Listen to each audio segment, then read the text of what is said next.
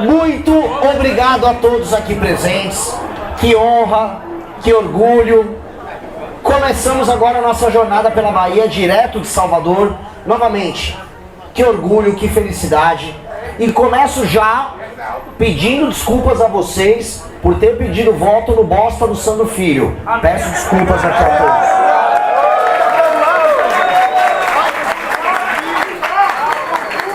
Carro-barco, hein? Carro-barco.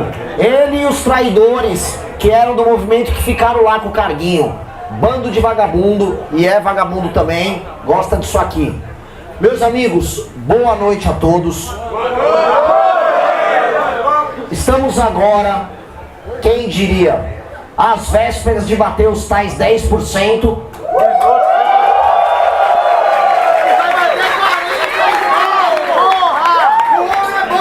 Que vão garantir que nós estejamos em condições reais de lutar para ir para o segundo turno. Porque eu vou para o segundo turno. Eu não. Vamos parar de falar em primeira pessoa. Nós vamos ao segundo turno.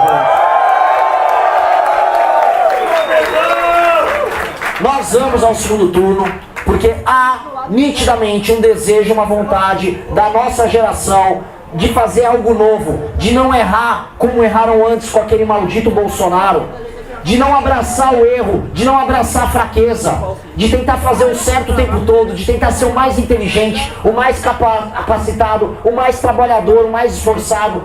Isso não sou eu, isso é a nossa geração, isso é a energia que nós queremos colocar. É a vontade de tentar ser o melhor o tempo todo. Nós vamos conseguir fazer isso. Está no nosso DNA.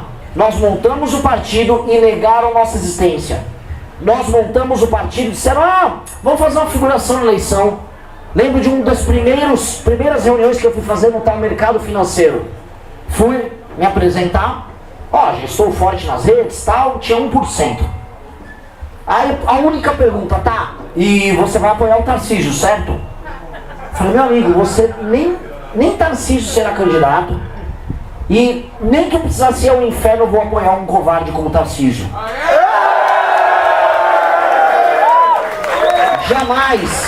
Jamais. Eles não entendiam o material que nós somos feitos. Eles achavam que tudo é aquela maldita estratégia, a troca de favores, a se colocar no jogo para ganhar uma posição e depois vender dificuldade no segundo turno.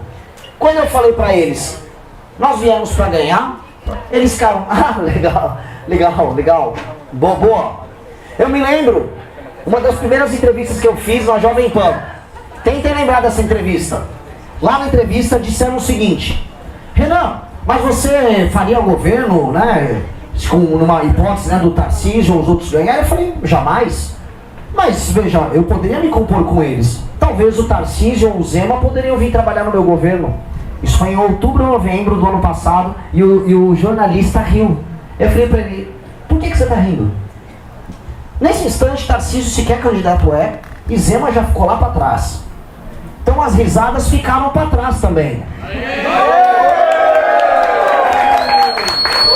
Então primeiro eles riram da gente, trataram como piada.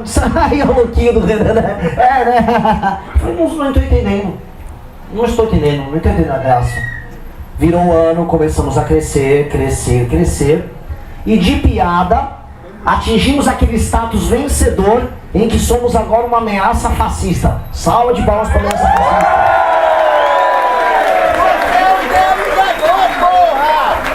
Veja,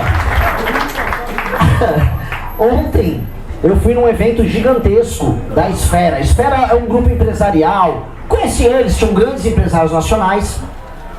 Discursei, gostaram muito, desci, fui fazer uma coletiva de imprensa e começou a aparecer agora tem outros jornalistas, mas no geral são jornalistas mulheres, que estão muito preocupadas com duas coisas.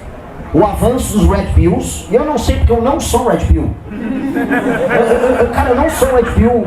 O meu grupo é conhecido assim, por histórias heterossexuais, de pessoas que têm uma vida ativa, que não é exatamente o caso dos Red Pills, então não é o nosso caso. E também estão preocupados com o avanço do fascismo. O que eu fiquei um tanto quanto confuso, né? E aí, a partir do momento que você começa a ser chamado de fascista por jornalistas de extrema esquerda, é que a vitória está escrita. A vitória está escrita. A jornalista da Folha... Alguém aqui já leu algum fragmento do livro amarelo? Quem já leu, levanta a mão. Maravilhoso. Pois bem, não há nenhuma parte que fale sobre anarcocapitalismo. Nós não somos anarcocapitalistas. A jornalista da Folha passou por um intelectual da Federal do Rio de Janeiro. Aquele intelectual foi muito claro. Olha, o livro amarelo, ele é tomado de anarcocapitalismo, discussões de raça e gênero e não sei o quê. E não há absolutamente nada, zero sobre isso. Mas eles publicaram e queriam deixar muito claro que fazia parte agora de um movimento neofascista. Cara, falei, cara, a história ela vai se repetindo. Igual a... Exatamente. Igual com o Milei, foi com o próprio Bolsonaro. Todas as declarações já vão nessa linha. Uma jornalista me parou. Mas... e os corpos mortos no Rio de Janeiro? Foda-se! Foda-se!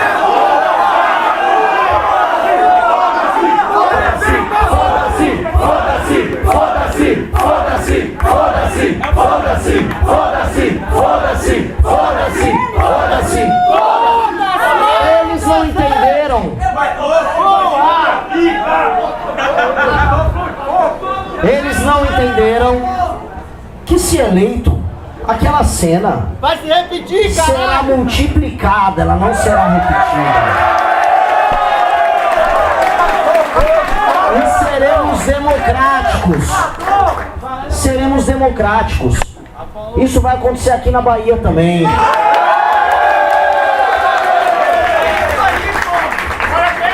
Bonde dos malucos será o bonde dos enterrados.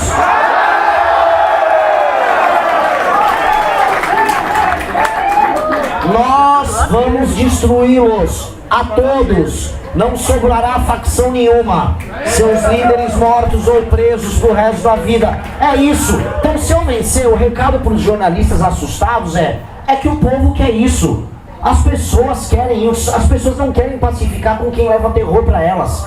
Hoje eu fui gravar um vídeo justamente no local em que mataram aqueles 3 trabalhadores que eram instaladores de internet. Eles foram instalar a internet no local, o pessoal do bonde dos malucos passou fogo neles e largou o corpo deles no chão para que todo mundo visse como eles são poderosos. Foi torturado, viu? Houve tortura. Ou seja, entendam uma coisa, o bonde dos malucos, morrer, tá no lucro.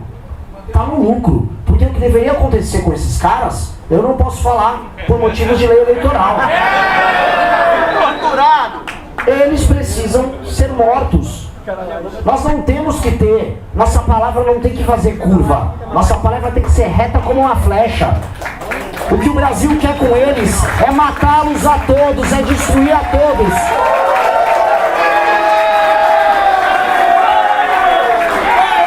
E que mostrem aqui na câmera, por favor, aqui que estamos na população de Salvador, a cidade no Brasil com maior composição africana, porque nós temos homens brancos, mulheres brancas, homens pardos, mulheres pardas, homens negros, mulheres negras, todos querem a mesma coisa. Ninguém aqui quer passar pano pra vagabundo. Por que eu digo isso? Porque o jornalista tá tarado pra dizer, ele quer o genocídio do menino negro da primeira. Não, eu quero o genocídio de bandido. Se o bandido for branco, vai morrer do mesmo jeito.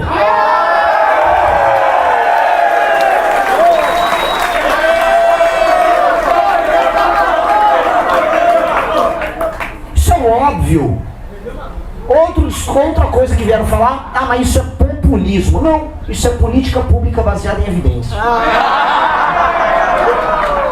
O aumento da pena e a sensação de que pode ser pego, de acordo com a literatura internacional a respeito, ela tem um efeito de dissuasão sobre aquele que comete o crime enorme.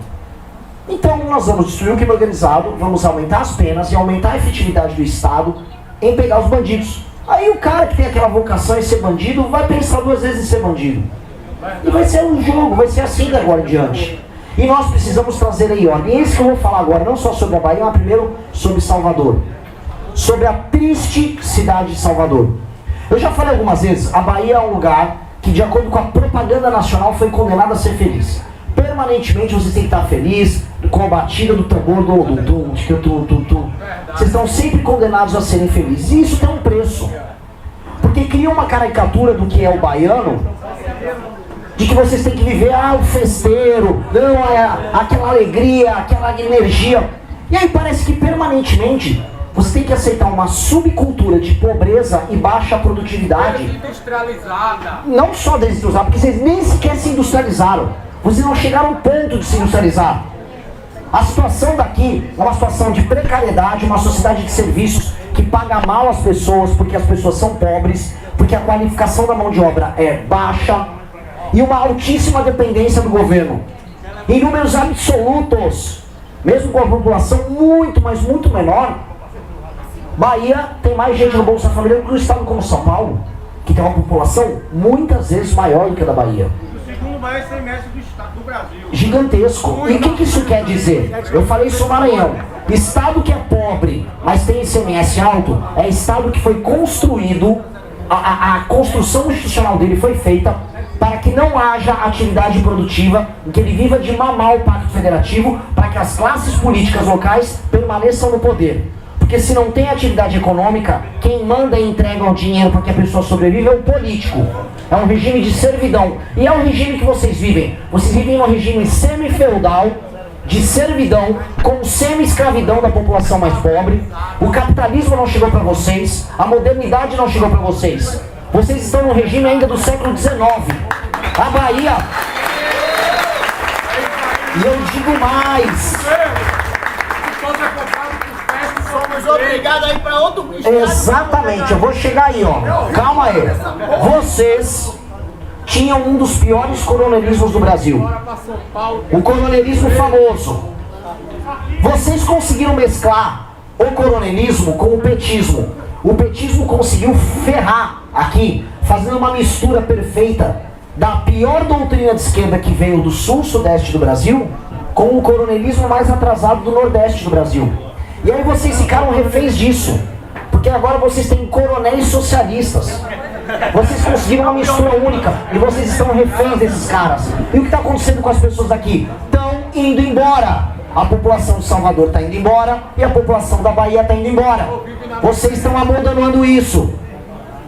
E ainda assim eles permanecem vencendo. Porque se nós rodarmos as cidades pequenas do interior da Bahia, as pessoas dependentes continuam votando. E o pior não é apenas votar, é votar e defender, dançar músicas do olha meu prefeito, olha meu governador.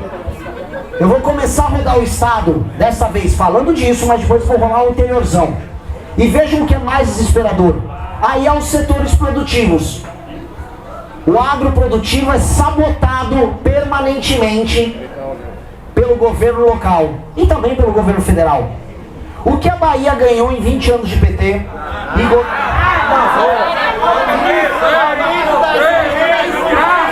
Aumento dos crime organizado, facção, facções, favela.